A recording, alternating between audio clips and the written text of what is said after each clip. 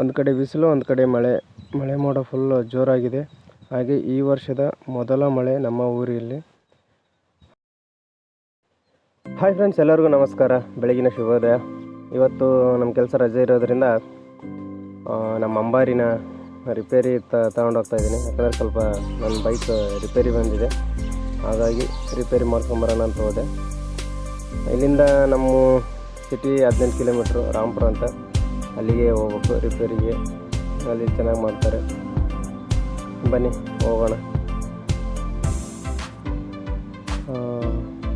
Forest ಅಂತೂ ತುಂಬ ದೊಡ್ಡದಿದೆ, ಬಾಂಡ್ರವಿ ಕಾಯ್ದೆ ಅರಣ್ಯ ಇದು.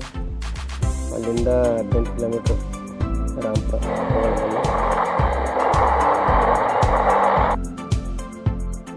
ಅದಕ್ಕೆ ರಾಂಪುರಕ್ಕೆ ಬಂದೇ ಬಿಟ್ವಿ. ಈಗ ಗ್ಯಾರೇಜ್ ಎಲ್ಲೆಲ್ಲೋ ಇತ್ತು, ನೋಡೋಣ. ಗ್ಯಾರೇಜ್ ಹತ್ರ ಬಂದ್ವಿ. ಇದೇ ಗ್ಯಾರೇಜ್, ಮದಿನಾ ಗ್ಯಾರೇಜ್ ಅಂತ. ಈ ಅಣ್ಣ ಪರಿಚಯ ಇರೋರೆ, ತುಂಬ ಚೆನ್ನಾಗಿ ಗಾಡಿನ ರೆಡಿ ಮಾಡಿಕೊಡ್ತಾನೆ. ಹಾಗಾಗಿ ಯಾವಾಗಲೂ ನಾವು ಇಲ್ಲೇ ಮಾಡಿಸೋದು. ಇದಕ್ಕೆ ಮ್ಯಾಟ್ರೆಲ್ಲ ಹೇಳಿದೆ, ಆಯಿಲ್ ಚೇಂಜ್ ಮಾಡ್ತೀನಿ ಅಂತ ಆಯಿಲ್ ತೆಗ್ದೆ ಫಸ್ಟಿಗೆ. ಆಮೇಲೆ ಕ್ಲಚ್ ಪ್ಲೇಟ್ ಏನೋ ಸೌಂಡ್ ಬರ್ತದೆ ಅಂತಂದು ಕೇಳಿದ್ರೆ ಬಿಚ್ಚಿ ನೋಡ್ತೀನಿ ಅಂತ ಹೇಳಿದರು.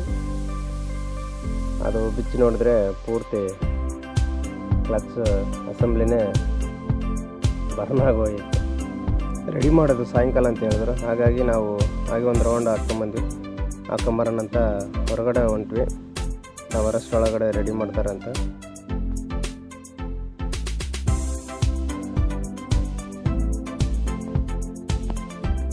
ಹೊರಗಡೆ ಕಟಿಂಗ್ ಮಾಡ್ತೀನಂತ ಕಟಿಂಗ್ ಶಾಪ್ಗೆ ಬಂದೆ. ಕಟಿಂಗ್ ಮಾಡಿಸ್ಕೊಂಡು ಹೋಗೋಣಂತ. ಇಲ್ಲಿ ಕಟಿಂಗ್ ಮಾಡಿಸ್ಕೊಂಡು ಬರೋಷ್ಟೊಳಗಡೆ ನನ್ನ ಗಾಡಿನೆಲ್ಲ ಪೋಸ್ಟ್ ಮಾರ್ಟಮ್ ಮಾಡಿಬಿಟ್ಟದೆ. ನನ್ನ ನೋಡಿದರೆ ವೈರಿಂಗ್ ಎಲ್ಲ ಪ್ರಾಬ್ಲಮ್ ಇದೆ ಅಂತಂದು ರೆಡಿ ಮಾಡ್ತಾ ಇದ್ದೆ. ಮತ್ತು ರೆಡಿ ಮಾಡಿ ಚೆನ್ನಾಗಿ ರೆಡಿ ಮಾಡಿಕೊಟ್ಟ ಕೂಡ. ಹಾಗೆ ತಾನೇ ಫಸ್ಟ್ ಟ್ರಯಲ್ ಹೋಗಿ ಬಂದೆ. ಆಮೇಲೆ ನಾನು ರೆಡಿಯಾಗಿ ಟ್ರಯಲ್ ಹೋಗಿ ಬಂದೆ. ಚೆನ್ನಾಗಿತ್ತು.